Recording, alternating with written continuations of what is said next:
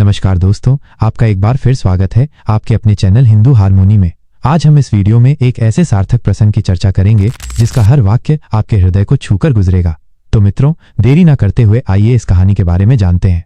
महाभारत युद्ध समाप्त हो चुका था। युद्ध भूमि में यत्र तत्र योद्धाओं के फटे वस्त्र, मुकुट, टूटे शस्त्र, टूटे रथों के चक्के, छज्जे आदि बिखरे हुए थे और वायुमंडल में पसरी हुई थी घोर उदासी। गिद्ध, कुत्ते, सियारों की उदास और डरावनी आवाजों के बीच निर्जन हो चुकी उस भूमि में द्वापर का सबसे महान योद्धा भीष्म पितामह शरशैया पर पड़ा सूर्य के उत्तरायण होने की प्रतीक्षा कर रहा था अकेला। तभी उनके कानों में एक परिचित ध्वनि शहद घोलती हुई पहुंची। प्रणाम पितामह। भीष्म के सूख चुके अधरों पर एक मरी हुई मुस्कुराहट तैर उठी। बोले, आओ देवकी नंदन, स्वागत है तुम्हारा। मैं बहुत देर से तुम्हारा ही स्मरण कर रहा था।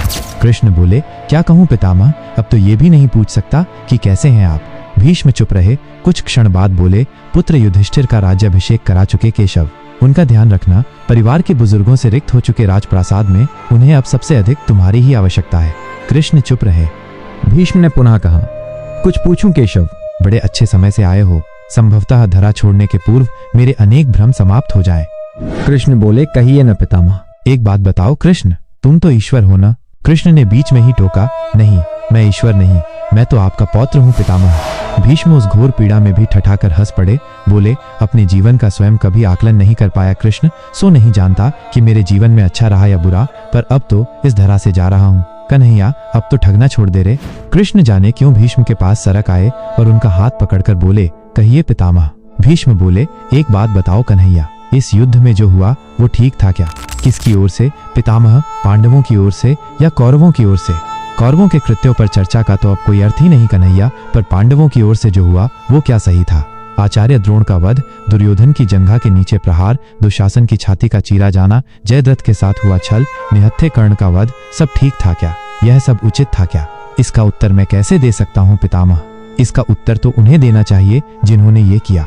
उत्तर दें दुर्योधन का वध करने वाले भीम, उत्तर दें कर्ण और जयद्रथ का वध करने वाले अर्जुन। मैं तो इस युद्ध में कहीं था ही नहीं पितामह। अभी भी छलना नहीं छोड़ोगे कृष्ण? अरे विश्व भले कहता रहे कि महाभारत को अर्जुन और भीम ने जीता है, पर मैं जानता हूँ कन्हैया कि ये तुम्हारी और केवल तुम्हारी विजय है। इसीलिए इस प्रश्न का उत्तर तो मैं तुम्ही से पूछूंगा कृष्ण। तो सुनिए पितामह। कृष्ण की मुद्रा गंभीर हो गई थी। कुछ बुरा नहीं हुआ, कुछ अनैतिक नहीं हुआ, वही हुआ जो होना चाहिए था। ये तुम कह रहे हो केशव? क्या ये मर्यादा पुरुषोत्तम राम का अवतार कृष्ण कह रहा है? यह छल तो किसी युग में हमारे सनातन संस्कारों का अंग नहीं रहा, फिर यह उचित कैसे हो गया? कृष्ण ने गंभीर स्वर में कहा, इतिहास से शिक्षा ली जाती है पितामह, पर निर्णय वर्तमान की परिस्थितियों के आधार पर लेना पड़ता है।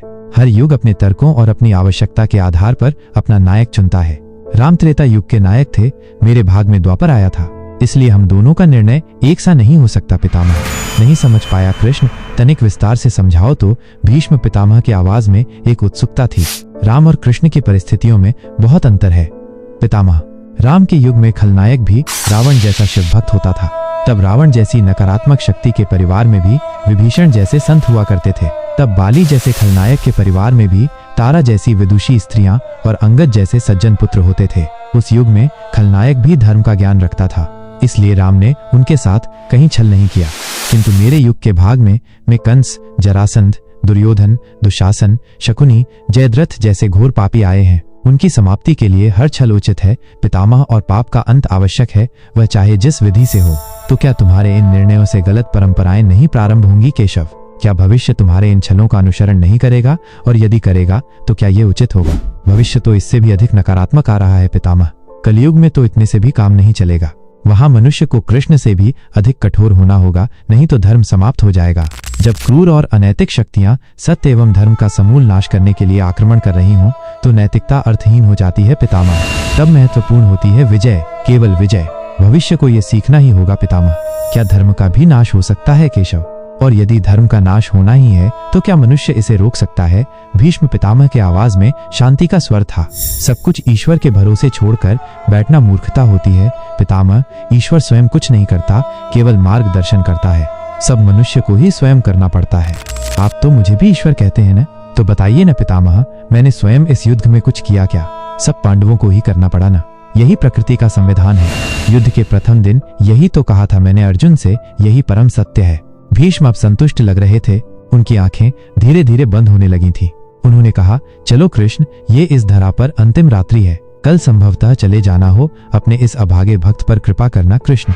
कृष्ण ने मन ही मन कुछ कहा और भीष्म को प्रणाम कर लौट चले। पर कृष्ण और भीष्म पितामह के गहन संवाद से युद्ध भूमि के उस डरावने अंधकार में आने वाले भविष्य को जीवन का सबसे बड़ा सूत्र मिल चुका था। जब अनैतिक और क्रूर शक्तियां सत्य और धर्म का विनाश करने के लिए आक्रमण कर रही हों, तो नैतिकता का पाठ आत्मघाती होता है। मित्रों, इस कहानी के कौन से हिस्से ने आपके दिल को छुआ, आपकी आंखों को द्रवित किया, कमेंट में जरूर बताइएगा। यदि आपको हमारा ये वीडियो अच्छा लगा हो तो लाइक और अपने लोगों को शेयर जरूर कीजिएगा, और हाँ, सब्सक्राइब करना मत भूलिएगा। धर्मो रक्षति रक्षितः। जय हिंद, जय सनातन।